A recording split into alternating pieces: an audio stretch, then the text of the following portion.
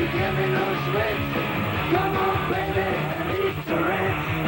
Come on, baby, I need to rest. They are the mother of all metal bands, and that 126 decibels ringing in your ear is their battle cry.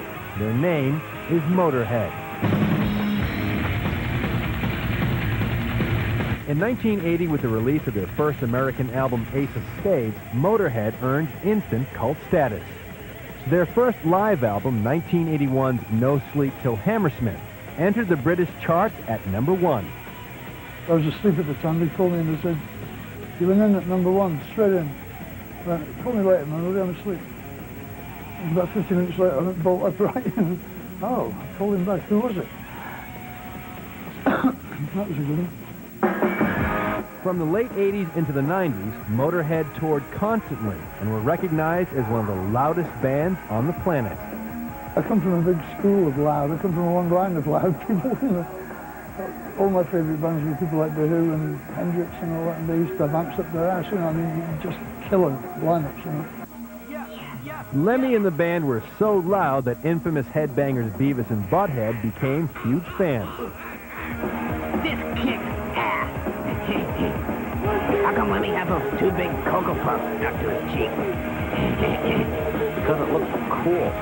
Oh yeah, I forgot. Mark Knocker. Though the band has endured an endless series of personnel changes and switched record labels almost a half-dozen times, bassist Lemmy Kilmister has been there from the beginning. So where is he now?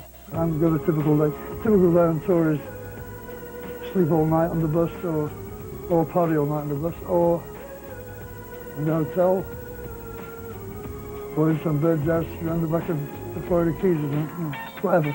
For Lemmy, life on the road has hardly changed. And if the singer's body was once a temple, after 25 years of touring, that temple's been, well, pretty much desecrated. I the same crap I've always eaten, and I drink the bourbon and Coke. Not just for breakfast, sometimes I drink it completely all night, you know. I mean, but you have to go to bed sometime. People talk, you know, if you don't. People point and say, "Burn him, you're a witch, a witch." In 1994, Lemmy appeared in the Adam Sandler masterpiece, Airheads. I was editor of the school magazine! Lemmy was so pleased with his cameo, he turned to classical theater. He narrated the timeless tale of Tromeo and Juliet. Everything once real seemed like pretend. Star-crossed lovers both, ignore your elder's trivial ploy. To celebrate Lemmy's 20th anniversary with Motorhead, the boys of Metallica formed the one-night-only tribute band, the Lemmys. We thought the best way of doing it is kind of looking like him for a little while because he's so cool. In 1995, they serenaded their idol with Motorhead songs.